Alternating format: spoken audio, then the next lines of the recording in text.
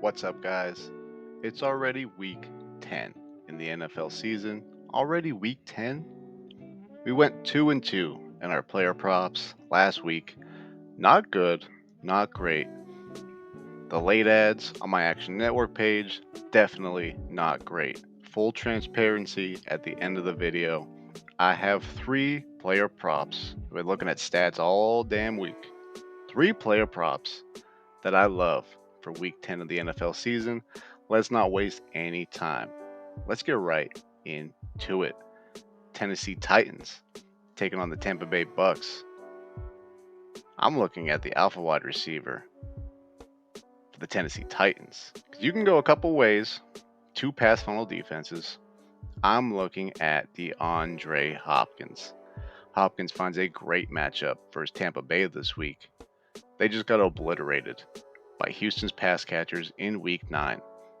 Tampa Bay holds the 31st overall pass defense, ranked 30th against opposing wide receivers, averaging 8 targets per game this season, even with changes at quarterback.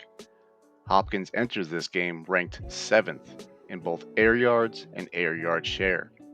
His average depth of target ranks 10th overall, 3rd amongst wide receivers with a minimum of 30 catches. Hopkins is 6th in the league in deep targets. He's seeing about 2 per game on average, and we've seen that Will Levis has shown no hesitation going deep to DeAndre Hopkins. Now in his 3rd game with Will Levis, we have a very small sample size of their rapport, but the connection has certainly passed the eye test, and the alpha wide receiver has remained the alpha wide receiver, rightfully so. Will Levis is spreading the ball around a little bit. He's getting Chiggy involved, even Kyle Phillips.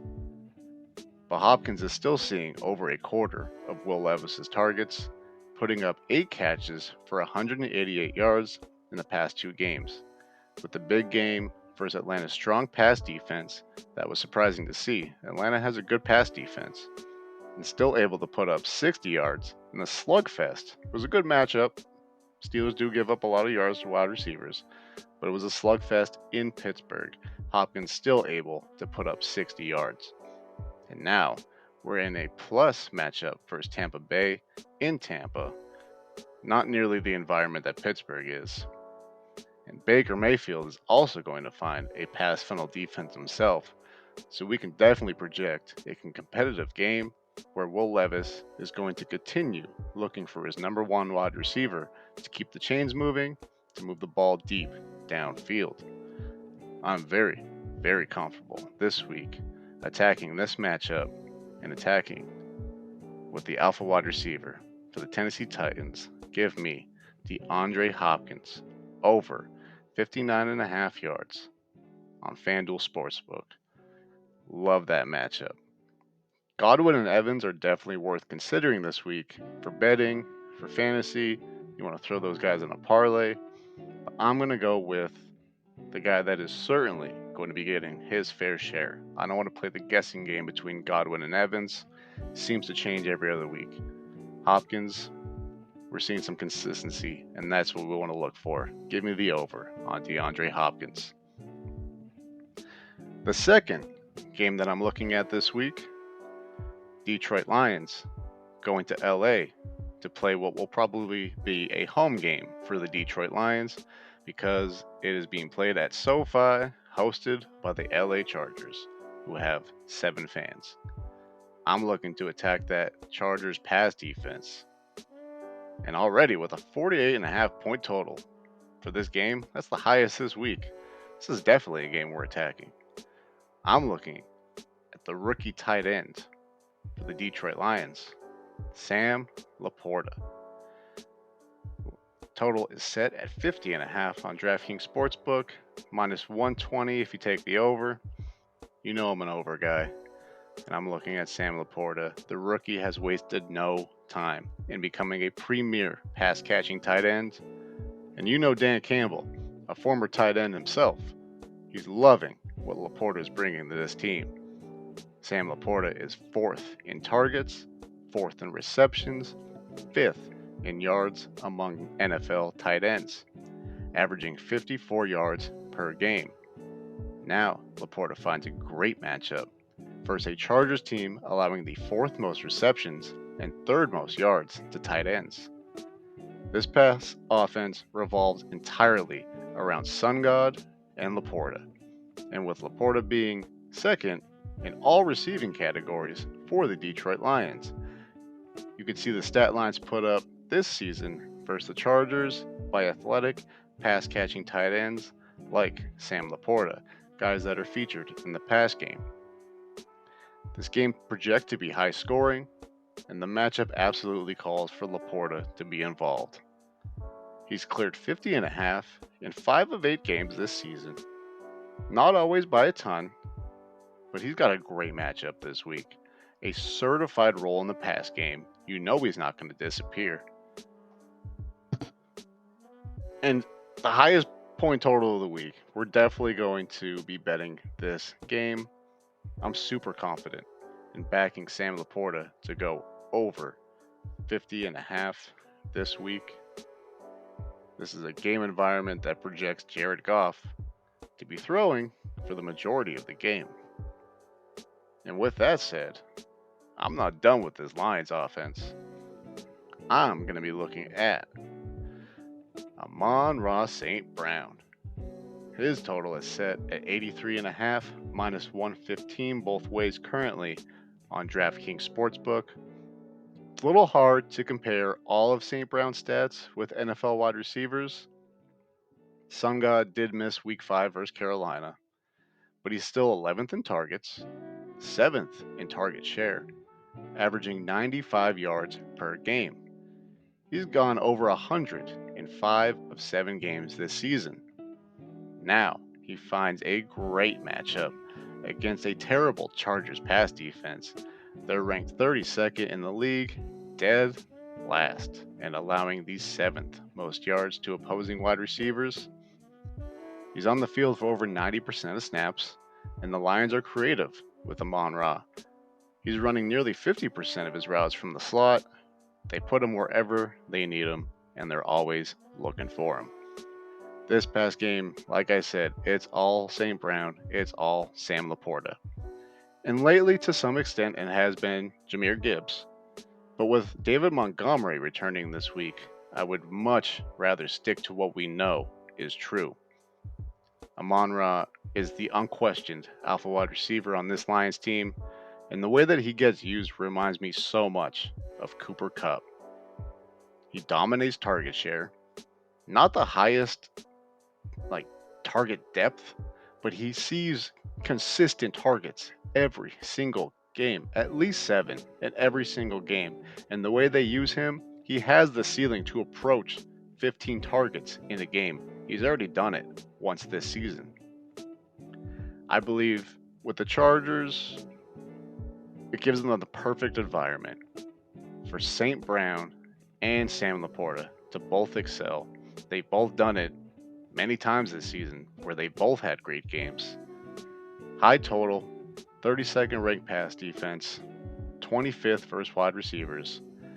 Without hesitation, give me over 83.5 minus 115 on Draftkings. The total is higher on Fanduel. I'm going to take it on Draftkings. I like to stick to these 2 sports books for these videos. You might find something better. BetMGM, Caesars, Barstool.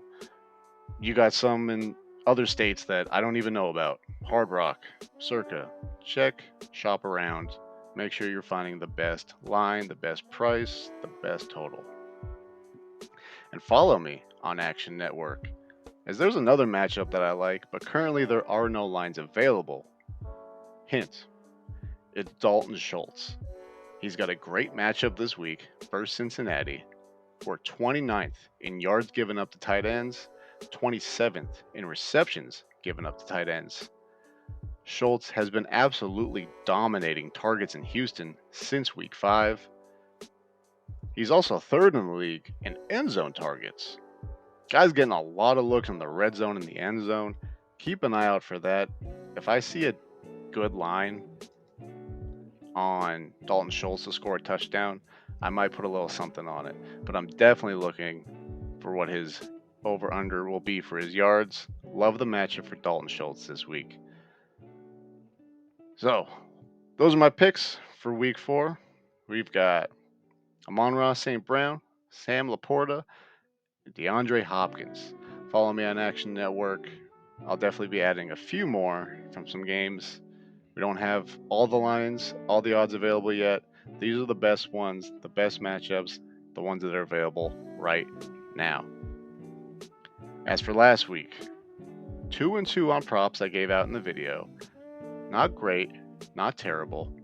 It was a frustrating week overall.